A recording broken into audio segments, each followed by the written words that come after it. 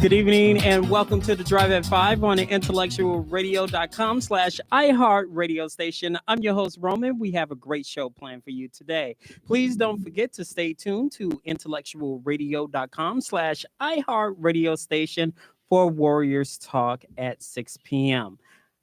Tonight, the doctor, my guest is a former retired political reporter and analyst. Please give a Drive at 5 welcome back to the one and only Dr. Charles Thomas. Welcome back.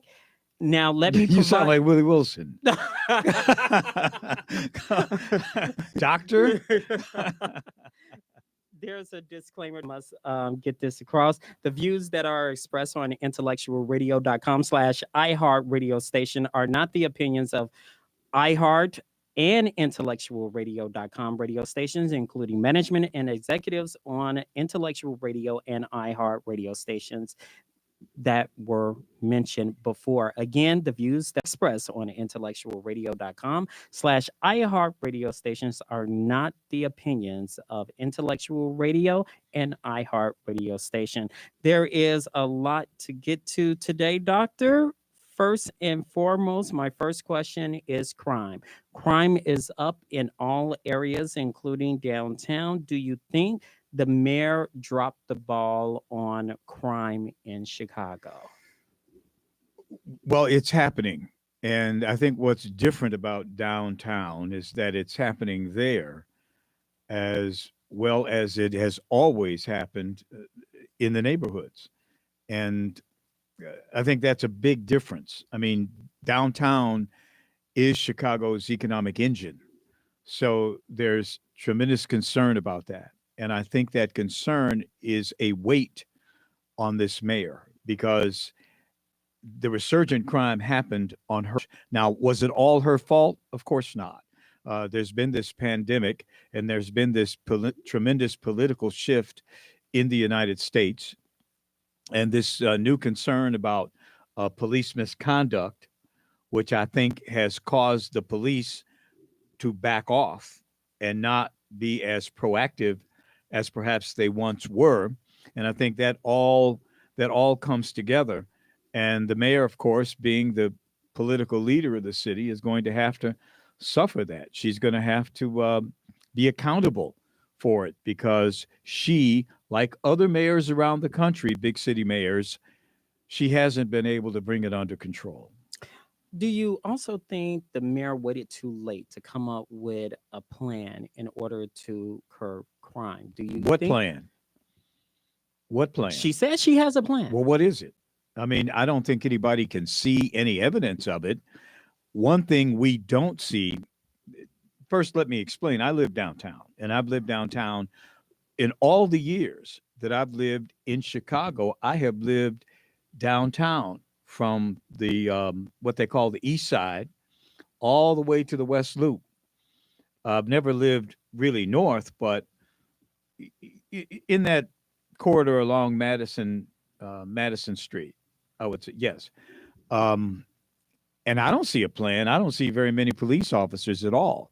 The Red Line is an absolute horror show right now. I cannot understand how anybody could use the L system now to go to work. If you have to use the L to go to work and you have to ride it significantly, my heart goes out to you. I mean, it's horribly dangerous. Well, the concept, I guess, right now, the Cook County Sheriff is located in the West Loop main office area, and they're supposed to alleviate some of the problems downtown.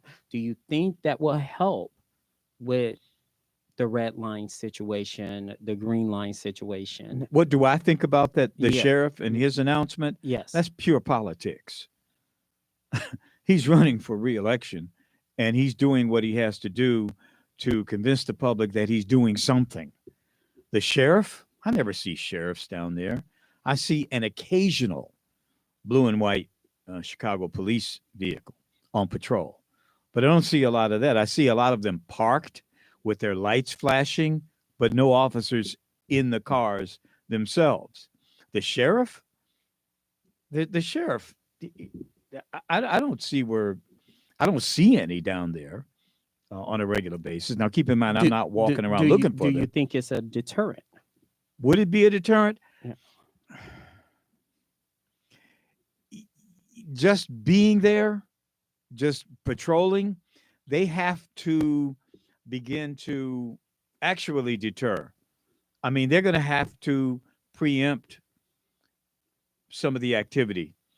They're going to have to stop people before they commit the crimes.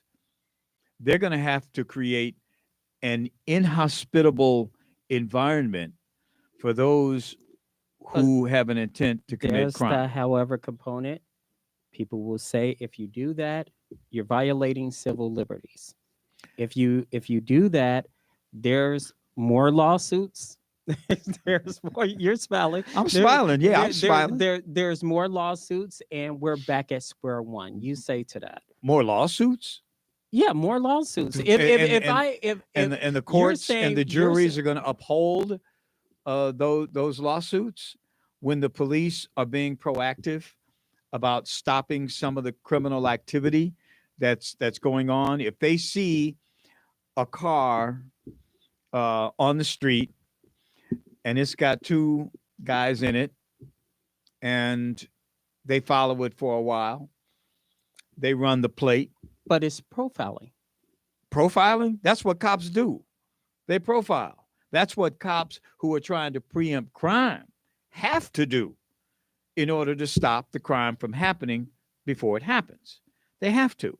If they see a car that looks suspicious, okay, let me give. I'm just gonna I'm gonna be You're the just go with it. doctor. I'm the doctor. 90% of the stuff that's happening around the city is being committed by black males. Okay. My job, I'm coming out of the district office, out of roll call. Hey, keep your eye out for those that are committing the crimes. The cop's going to go out there. I don't care if he's a black cop, a white cop, an Asian cop, Latino cop. He's going to be looking for the people who fit the profile, who have been committing the crimes, the carjackings, young black males. That's who they're going to stop. That's So who they're going to stop. so That's good police work. well, if it's good police work, let's attention to what happened. I would say 2 weeks ago downtown. It was around what close to 200 teens downtown, unsupervised, creating all types of chaos down there, and fights scattered throughout the downtown area. Magnificent They were Miles. black teens too, weren't they? Yes, Okay. they were. Majority were black. Now, again, I asked this question to T.O. Hardeman. I will ask this question to you. What's the point of having someone to in the Chicago Police Department to look at the internet to monitor possible crimes if they're not going to alert the people who are out on the ground to say keep a lookout for these flash mobs? They do. Each district. Now, this was, granted, 5 years ago, before I stopped. I retired or whatever. I no longer work at Channel 7. Each district committed an officer on each watch to monitor social media. Each district. That's 3 cops, 3 8-hour shifts, and they'd monitor Facebook and Twitter and whatever, Instagram, to try to preempt or find out when these flash mobs are going to occur. So they do that. Now, are they able to catch every one of them? Probably not, but they do it now. And that doesn't necessarily stop the flash mob from occurring. They can move their officers into position. But if you've got 200 or 300 16, 17, 15-year-old people out there under the bean or cloud gate or whatever they call it, what are you going to do? You're going to move your cops in position, but the people who came together are still there. They're on the street and they're doing things. What would be a public safety measure that you can get behind with? And I'm talking about years ago. State Representative LaShawn Ford wanted to call out the National Guard. Do you think it's time to kind of like call out the National Guard? Are we overwhelmed? We are overwhelmed at the moment, but the National Guard, keep in mind, those are soldiers. They are not police officers. They don't know how to make arrests. They aren't trained in that. What they are is a presence. Now, during civil strife, when you have a riot underway, yeah, you put them in place and you stand them there. And that is enough of a deterrence to stop the civil strife. But as far as doing investigations, stopping people on the street, the routine that a cop has to go through to do it legally and constitutionally. See, I don't believe in cops doing Derek Chauvin kind of police work, but they still have to do some kind of police work. If they see two young men, African Americans, riding around in Lincoln Park, where very few black people live, at 11:30 at night in a car with plates that don't come back clean, you stop them and you say, "Hey, where you going? You got an address you're going to? Do you have a do you have a reservation? Do you work down here? Do you live here? Hey, show me your license." A lot of people call that harassment. If they did it to you, if they did it to me or to my son, they wouldn't do it to me. I'm too old, but to you, or if they did it to my son, why? Well, that's police work because they know the profile of who's committing the crime. See, I don't buy that. Cops profile people. That's what they do. I mean, they're not supposed to profile people anymore. Well, that's the argument. Well, that Racial profiling. racial profiling. Well, it's racial because black people are committing 90% of the crime. Yeah, it's racial. That's racial. It is. But if we commit the crime, if we are the ones who are committing the crime, then maybe we have to do some self examination and say, hey, why are our young people out here committing crimes? Why are we not doing a better job? Well, I'm gonna get in trouble for all this of parenting, huh? I mean, why are our young people committing way more of the crimes than the general population? Hmm? Do you have an answer for that? Well, I will say most people who are, I wouldn't say most. Let me back it up. Could it be a situation there's too many young black women having babies raising babies? Could it be that there were parenting classes got cut by the government? Could it be that situations that I work 16, 17, 20, sometimes 20 hours a day? I get home, I'm tired. I'm tired of fighting with this teenager. And you said the same thing. I mean, offline, and I'm not trying to bring conversations that there are parents that's doing their best, but they're overwhelmed and they have to make money to keep the roof over their head, food on the table, and they have to make that money in order to get it. But you have a knucklehead, no matter if it's male or female, out there doing this. 95% of what you just said, I agree with. 100, I agree 95%. But the first thing you said, I disagree with and disagree with deeply. And that is You said young black women uh, having children and not babies raising babies. babies, but you said women. Yeah. To me, it's not the women, it's the men. Who fathered those children? Who fathered those children? Young black men, I don't know, boys. But it goes back You to the know, argument babies raising babies. it sure does. But I think that the women can't take most of the blame. They have half of it. But the ones I blame more than half, and this is me, are the young men, the boys, the ones who think they can father a child and walk away from the situation. See, I think every child brought into this world, I don't care what color they are, should be raised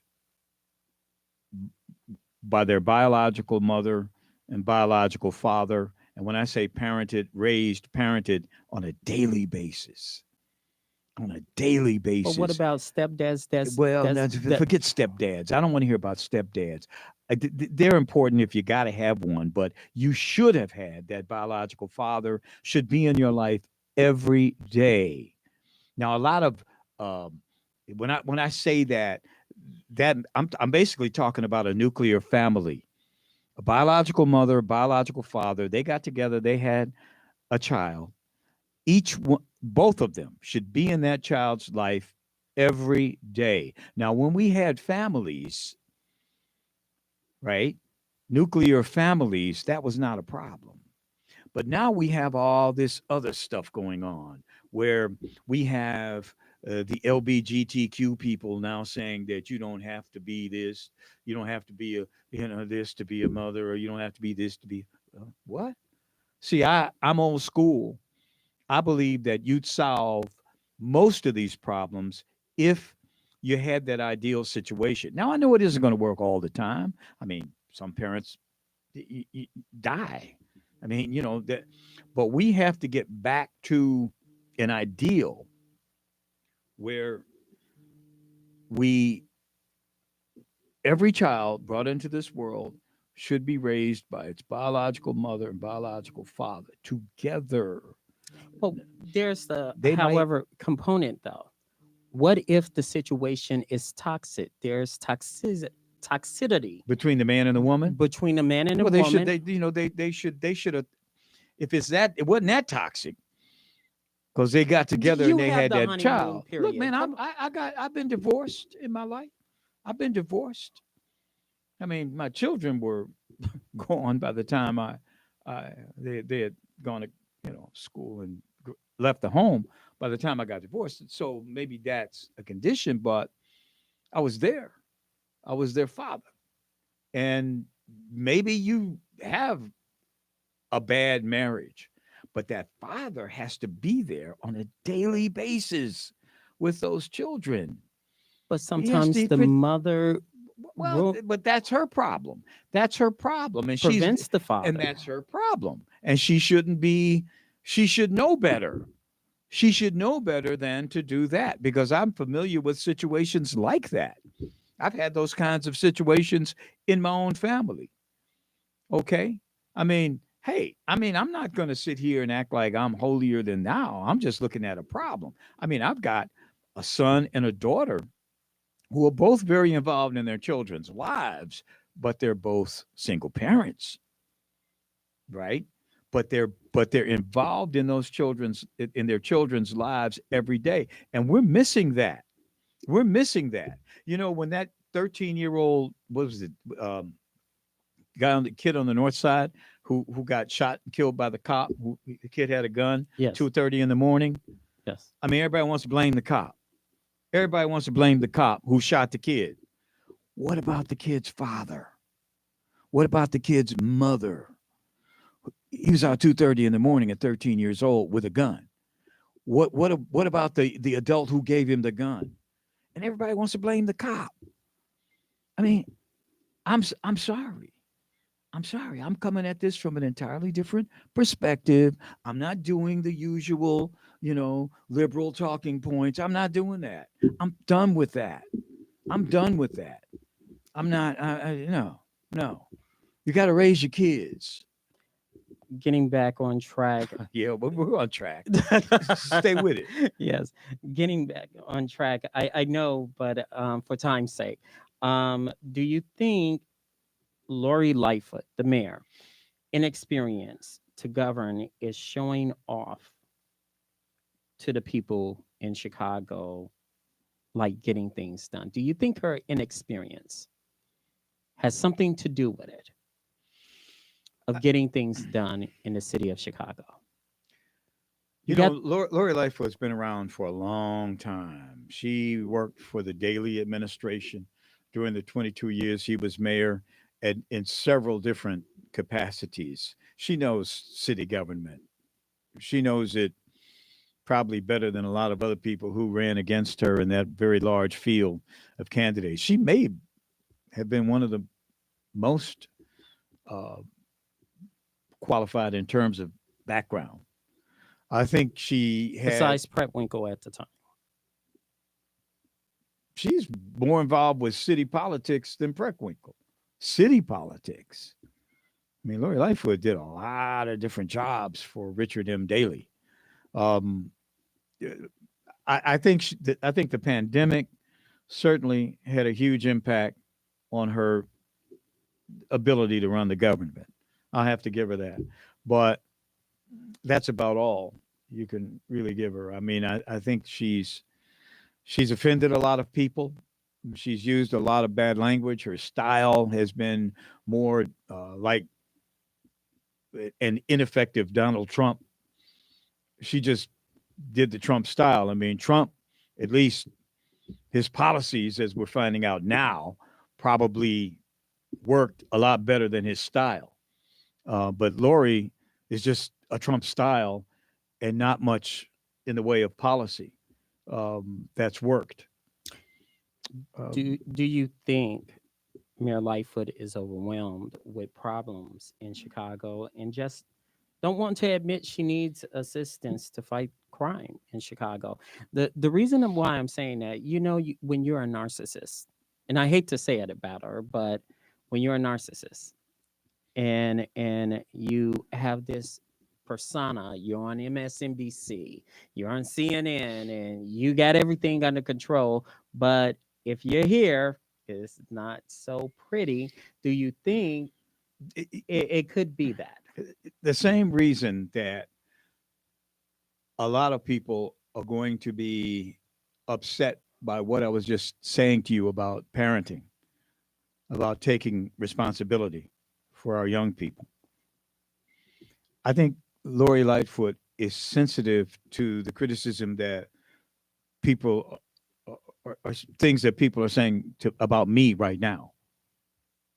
Um, and I think that's why she won't just take the bull by the horns and deal with it and call on people to take accountability for their children. She won't say that because she doesn't want to offend people. You get what I'm saying? Oh yes, She doesn't want to offend. I don't care. I ain't running for anything. but But to offend whom? well, the body, the general population, particularly black people. Oh yeah, yeah. I don't think she wants to offend black folks, but I think you have to be on. You have to make people accountable. You have to make people accountable. But do you think that's the problem? She's not holding them accountable. I don't think she's holding anybody accountable. I think she's trying to blame any and everybody else, but she doesn't. She's tiptoeing around the voters. She's tiptoeing around them instead of going out there and saying to black folks in particular what they need to hear, not what they want to hear. She does. I mean, she's going to do the excuse, take the excuse route. She's not. She's not going after. We were talking earlier about parenting. You were. Why is your kid in the street tonight? I mean, what's going on? You're a 14-year-old. Why are they downtown at 11:30 at night without adult supervision? Why aren't you supervising your children? Has she gone for that? No, I haven't. I haven't seen her go after parents like that. in the city. More and more young and innocent people are dying in Chicago streets. I asked this question years ago, and I had a conversation earlier today with our executive producer, Earl Winfrey. Community leaders that's been on the show, I've asked over and over again, this is years ago, and they said no. I asked this question last week to Tio Hardeman. At first, he said no. Now he said it should be looked at. Now I pose this question to you. Do you think some people here in Chicago are purging innocent people that are minding their own business? Purging? Purging. What do you mean by that? Purging meaning like if I see a target, I'm going to kill you. If I see you on the street at 2:30 in the morning, I can rob you, beat you up, or something like that. Purging. You have different forms of I had purging. not heard that, but that may have happened to this young man, young black man, in Lincoln Park last week, who was shot 3 times because he wouldn't give up his phone or Correct. the phone password. Was he purged? Because it was 1:30 in the morning, I think, when that happened. He Right. was by himself walking, and they ambushed him. They went around the corner, so we see a mark, and they stopped the car, got out, Right. and did it. Purging. That's purging. Purging. And basically there's movie forms about purging, and it's now becoming more and more of a reality. Do you think some Chicagoans are purging? Purging. Clearly, I mean, if that's what purging is, I've heard a lot of that. If you're out at 2:30 in the morning and you're walking alone, I mean, you could be coming home from your shift at a restaurant or a bar. You may have been a bar back, and you're just walking home or walking to the bus stop or walking to the L, and people see you, they hop out the car and they shoot you and rob you. Yeah, I mean, that's happening. I see that going on. And that's the kind of thing that I was talking about at the very beginning. The cops have to be proactive to stop that kind of thing from happening. When they see the cars, every car that goes by, you check it out. Are they doing that? See, I suspect that police in Chicago are not proactive. They're either afraid, they feel put upon to do it because of all the anti police rhetoric that you hear. But I don't think they're really doing their jobs, particularly in the downtown area now. They're just not proactive. I mean, I was sitting outside. This was during the pandemic. I was sitting outside in River North, and my wife and I and another couple, and we're having dinner. We're outside because that's when they wanted everybody outside. It was last summer, and all of a sudden, we see 12 cars go down. I think it's Hubbard Street, and or yeah, it was Hubbard, and we're sitting outside, and it's like 12 cars full of Latinos playing loud salsa music, and they had those cars that go up and down, with the hydraulics on them. And they made a pass, and we kind of looked and said, "Whoa!" Then they made another pass, came by again. I said, "Man, I've lived downtown, as I mentioned at the very beginning, for well over 30 years. Chicago police wouldn't let that happen 2 or 3 years ago. That would not happen. They would have stopped those people and said, y'all can't do that down here. You're going to take this back to 26th Street because you're not going to do that down here." But they didn't do that. They kept coming by. It was like, man, see, I'm thinking that the police in Chicago are either afraid, they're angry to the point where they don't want to do any work, but Or could they follow directives from the superintendent? whatever they're doing, they're not doing it. I mean, whatever the reason, they're not doing it. And the problem is that people are roaming the streets looking for a mark and they're finding it, and they're committing the crimes. Whereas in the past, they would not come to that part of the city and do that. I don't know if they did it on 26th Street because I don't hang out down there, but the I just don't sense a really strong police presence in Chicago anymore. Um, they have lost control. They have lost control, and I don't know if they're really going to be able to get it back. And that's why a lot of people are leaving the city right now because they don't feel a sense of safety. Do you think Cook County State's Attorney Kim Fox bear responsibility in the rise of crime? Does she bear? Yeah, partially. Yeah. Yeah. I think what's happening is a lot of people are being given a bracelet, an ankle bracelet, electronic monitoring. Hmm. And some of the people who are getting electronic monitoring are going out and committing crimes while on electronic monitoring. In fact, the state legislature passed a law that said that in every week that you're on electronic monitoring, you get 2 free days to go out and run your errands, go to the doctor, do what you got to do, where you don't have to be in your house. And those, some of those people, maybe a few of those people, I don't know how many, but they're doing crime on those 2 days that they have off the bracelet. And it's a system that, quite frankly, needs some work. Um, if you ever read this CWB Chicago, you've seen that the I website. heard it. It's a good one to read Yeah. because it's fairly fact. It is factual, but they will chronicle a situation where someone who was on a monitor, an ankle bracelet, has committed a crime, and they'll make it very clear that's what happened. And so it's a system that needs some work. Um, I've known Kim Fox for 25 years. I know she has a good heart, and I know she's trying, and she's taken a lot of heat. And I don't think that was it Jussie Smollett situation really helped her a lot at all, particularly in other parts of the county that perhaps did not vote for her. I have a scenario, just and I said it off air, but I'm gonna mention it on air. Do you think her office is setting her up to fail? The reason why I'm saying that, you look at a comparison analysis here. When Anita Alvarez was in office, crime, crime, crime, punish, punish, punish, right? Get to the meat of the matter, blah, blah, blah, blah.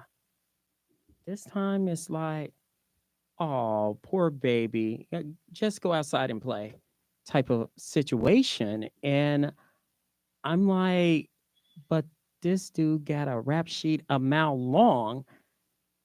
How he or she get out on electronic monitoring bracelet, and the type of crime, it's not like a jaywalking ticket. Mm-hmm. It's not like, stealing Mm-hmm. candy or something like that. These are major crimes. Mm-hmm. Well, I do know that going back, I mean, 10 years, 12 years, that one of Tony Preckwinkle's, a centerpiece of her campaign, her first campaign, was that she wanted to reduce the population in the Cook County Jail. And she's been about that business for the last 12 years.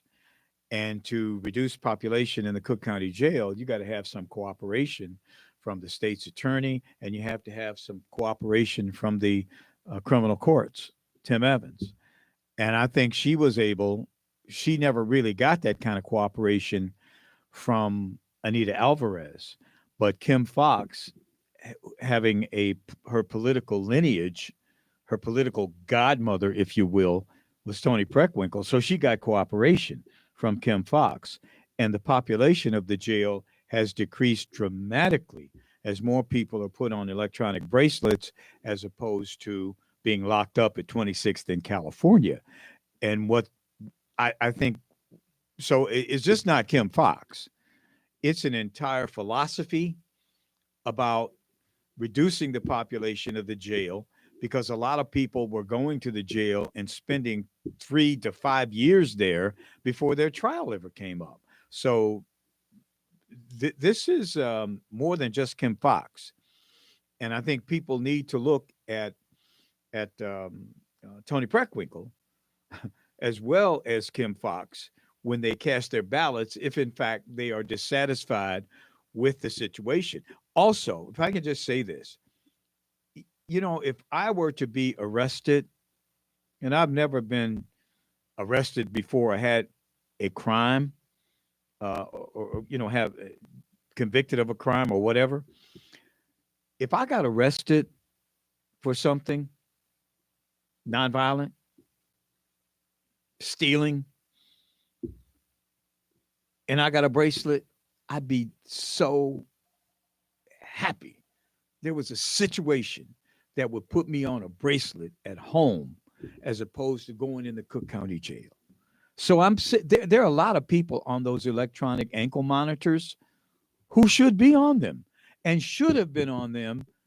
And there are people who should have been on them who were languishing in the jail. So, it's a two-way street here.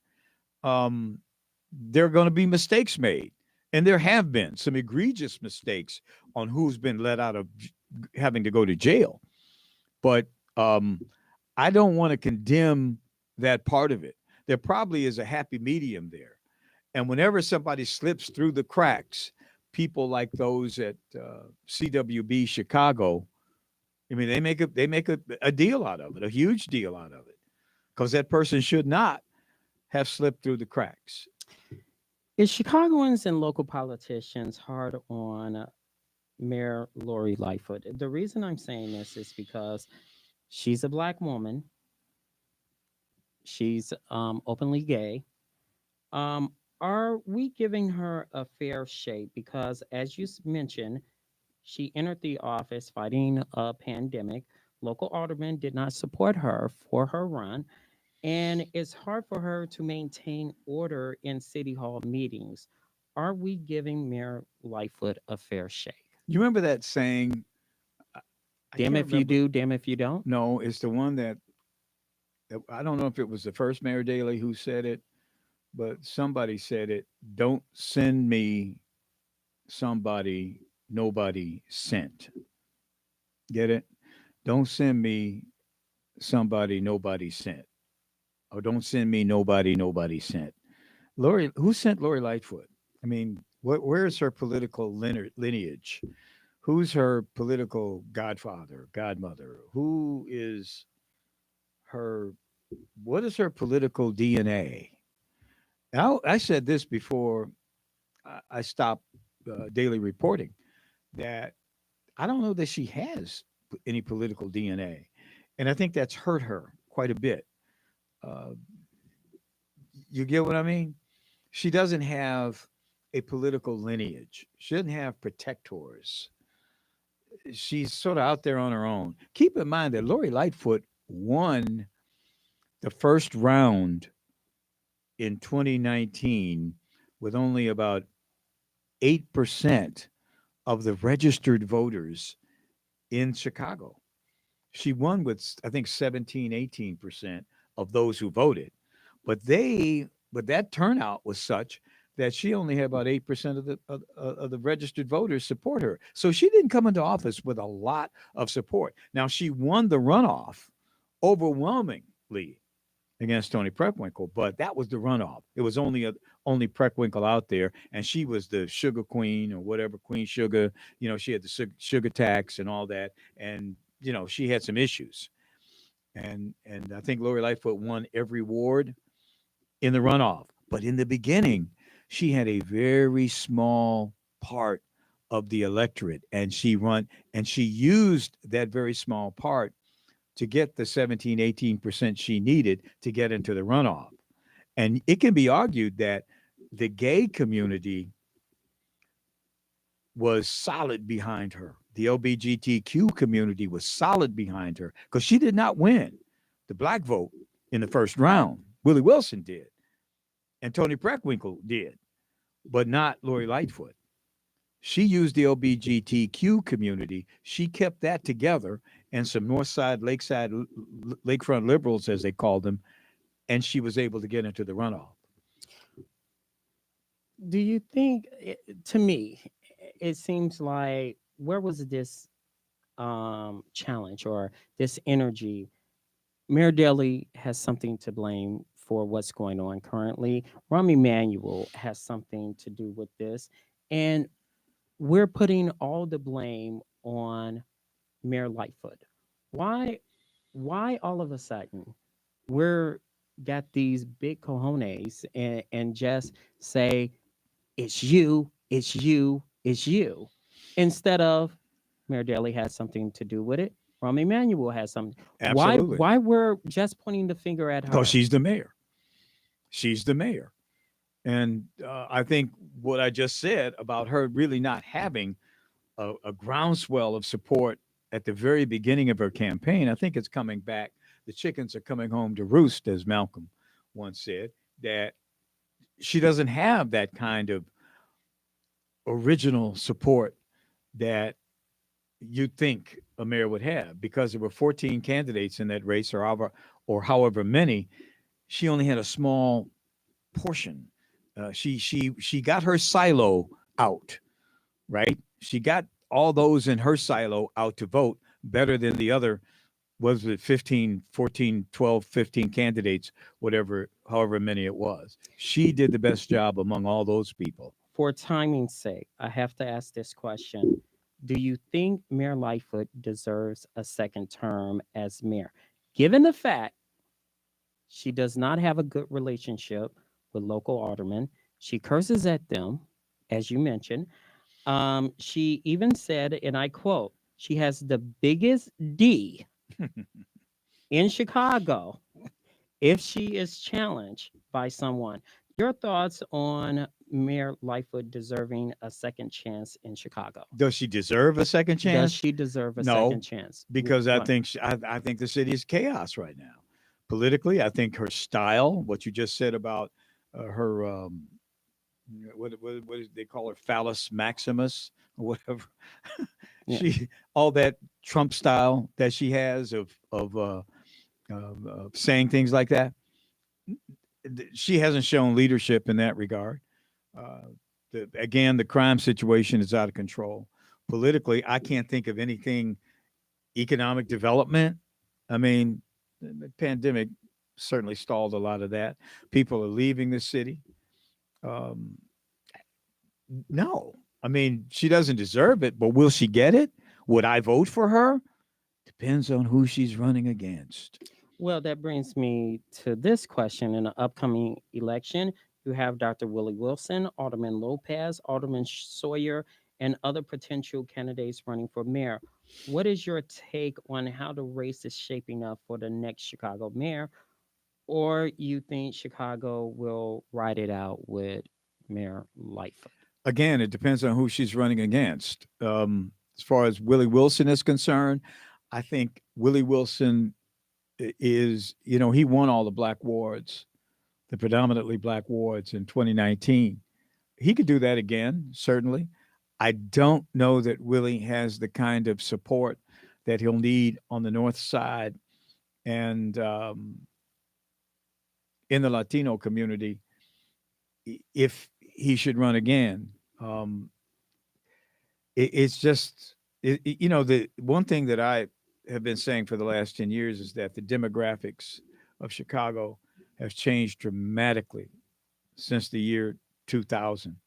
We've lost hundreds of thousands of black people.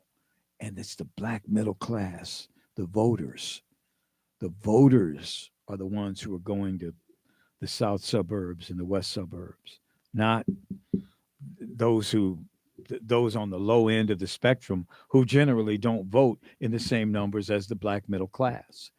And that would make it very difficult, I think, for a candidate who's depending on the black vote to win.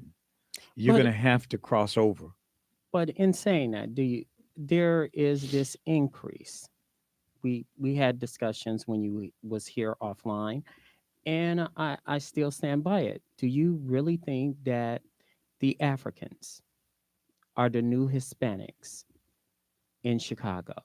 The Africans? Africans, people from Hmm. Ghana, people from, you have a growing There populations is a growing of population, though I don't of think African. it's any big as anything near the Latino population in the city. Not even But do from you think African they born. are the Well, next the other thing too Latino? is that they don't um, react to the same stimulus, if you will. I mean, they stay away from native born black people. I mean, they don't see themselves as part of that situation. I mean, wouldn't you agree? I mean, I'm 50 they're not. 50 50 on Yeah, that. I don't The think. reason why I'm saying that, they are moving into predominantly black neighborhoods now, more so than in the past couple of years. Mhm.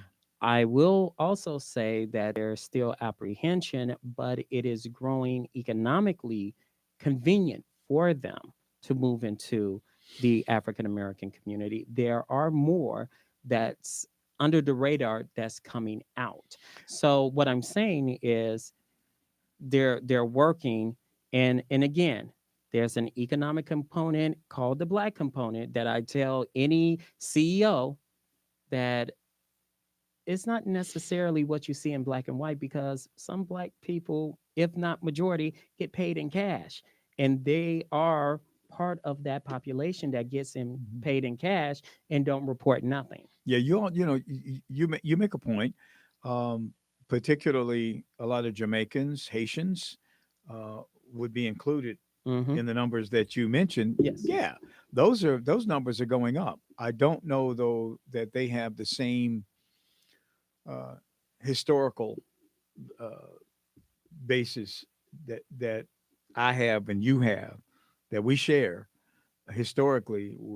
I don't know that they share that, and I think that does set them apart.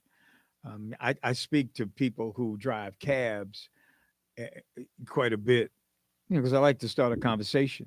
Where you from, brother? And they tell me, and they're so happy to be here. I mean, so Haitians, you see them swimming the Rio Grande to get to the United States so they can live in Chicago, where they think everything is just wonderful. They've actually got electric lights and running water, mm. and a school to go to, even though it's a CPS school, and they are thrilled. Let me get it, because we're almost running out of time. So we got to keep it brief in order to get to all of this. What are your thoughts on the Bally's being selected in Chicago as a casino? A lot of people say it's a political showmanship, because the others didn't even have a chance. They put some money in Lori's coffers, and now you got what is that? The Medina Temple is going to be the temporary casino. Hmm. What are your thoughts on the casino method? I have a larger thought. I don't know, and it hasn't been shaken out yet, how many black people are part of that group as investors or contractors to help build it. I don't know that yet. I haven't been able to sift through all that. I do know that if it's true to form, um, at least what the state has done, I haven't seen much black involvement at all in any of the gaming industry, um, even though it is an expanding industry in Illinois. I think the verdict is still out, because a lot has to be, again, shaken out. What my great disappointment is that in the years that J.B. Pritzker has been governor, the 4 years, nearly 4 years now, we have had an expansion in gaming with new casinos, very little, if any, black involvement in any of the other casinos.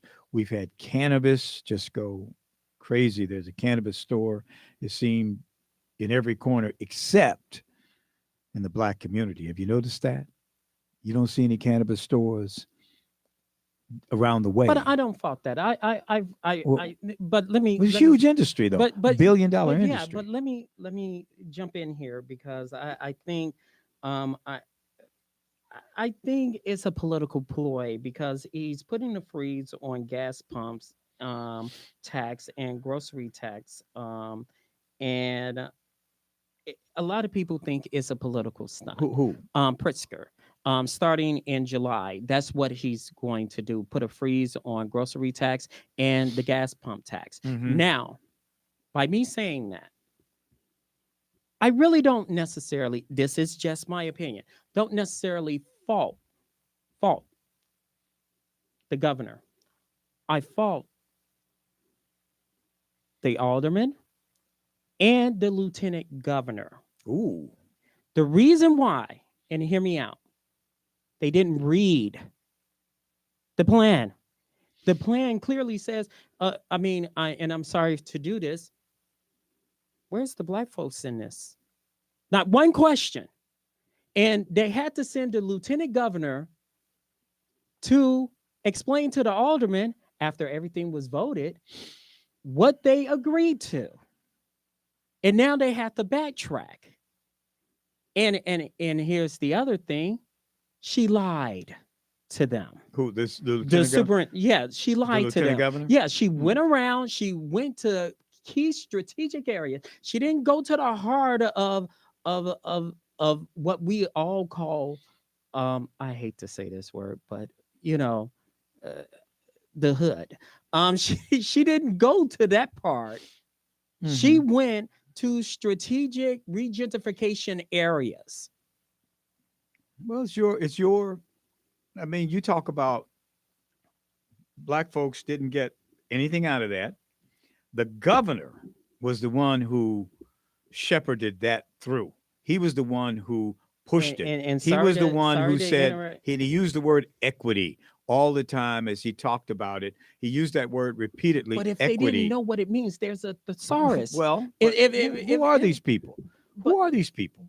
okay, what I'm saying is you have your state representatives, Yeah, you have your aldermen. your alderman, Okay, it's clear in black and your white. county board commissioners, Okay, it's your clear in black and white y- y- because the question should no, no, say how, like the you casino, where does black and our white, black black people and white, my brother, fit black and into white. this? No, no, you got your colors wrong. Red and blue. Every person who denied black people any economic input into these new industries, billion-dollar industries, is a Democrat. And Negroes still vote Democrat. 95%. They vote for these people, and these people screw them time and time again. I'm sorry. They're all Democrats. That's what they are. They're black Democrats. They're white Democrats. They're Asian Democrats. They're Latino Democrats. And they deny black people everything. But black people are the most loyal Democrats they are. They're stupid. I'm sorry, y'all. I'm sorry. But the more you do it, the more you get screwed. You're getting screwed now. In Washington, everywhere. But Look, look, look, look, look, look. if that's the case, then you look at what's happening now in national news. Roe versus Wade is being overturned by Republicans. Voting rights being Look over. at Roe versus Wade. You know who for half the babies aborted in this country are black. They're black babies that are being aborted. Black women are getting abortions like 40 going south, right? And we want this. I mean, I'm not. I'm not. Believe me, I'm not going out here trying to be the anti-abortion person, but that's who's getting aborted, and we're But supporting do this. you think it's right? Should a woman have the right to choose? I And don't. Quite frankly, I got to tell you, I'm just speaking no. because I Go know right it's a ahead. very hot button Yes, issue, and I know a yes, lot of people are yes. freaked out about it. But quite frankly, I haven't I really don't have. I'm ambivalent about it. I don't want to be I don't support it, but in terms of that right to choose, that's a very important thing, to have control over your body. That's very important, and it's just as important when it comes to some people didn't want to take a shot because they don't want to put something in their body that they don't want. I mean, they should have that power, but there are those who say, no, you don't. But that's another issue. I haven't made up my mind on that, but I'm saying But we're that going to have you back so we can you, discuss it more. you're talking about, but the other thing that you mentioned, I'm having a Joe Biden moment here. I mean, but look, Roe versus Wade. no, you talked about voting rights. Voting rights. But, Yeah, that one confuses me too, because I'm 71 years old, right? I have covered politics from California to East Coast to Chicago to Europe. I don't know of one black person.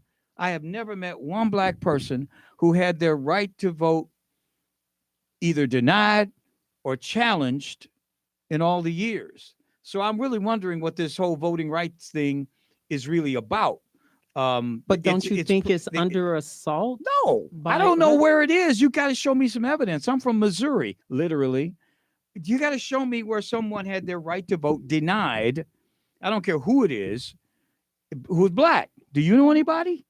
Can you give me a person, a name, an incident? You don't have to give me their name, but just an incident where a black person had their right to vote denied. If they don't show their ID. If they don't show their ID, I mean, I show my ID when I go to the bank to cash a check. I show my ID when I have to buy a bottle of wine. I show my ID for a lot of things. I just got off an airplane not long ago, a few days ago, and I had to show my ID to get on. Had to show my ID again when I walked into the country. I mean, you show your ID a lot, and that's a problem. I don't know. Help me. If you tell me somebody, black person, who in the last 50 years has had their right to vote denied or challenged, even, right, because they were black. I look at MSNBC too, and I see a lot of things that they say that don't necessarily add up. Like I see a lot on Fox that doesn't add up. But this whole vote thing, I don't know where that has been an issue. Now they also in New York City they're going to let non-citizens vote. What do you think about that? You can swim across the Rio Grande last Thursday, and then on Tuesday you can go you vote. have to define citizenship, and that's Citizenship. That's easy. Are you a citizen of the United States of America? Are you? I mean, well, if you have temporary citizenship. No, you don't have temporary citizenship. You have citizenship, or you don't. You might have a green card. Yeah, but a visa. Can you vote with a green card? No, you got to be a citizen in most places. That could be part of in a city election in New York City. You'll be able to vote. If you came in last Wednesday, the following Tuesday, you could show up and say, "Hey, I want to vote. Here's my city key," as Anna Valencia got in the city. Here's my city key. That card, but I'm not. No, are you a citizen? They're going to ask you if citizen. Just vote. I mean, in New York City, but right. That's coming to Chicago. Believe me. Right. And what's that going to do to the black vote? Diminish it. Yes. But we're going to have to continue this. The doctor has spoken, ladies and gentlemen. We're going to have you back. That's going to do it for us on the Drive at 5 on the IntellectualRadio.com. Thanks to Earl Winfrey, our executive producer. Wanda, who's behind the scenes. You guys have a wonderful week.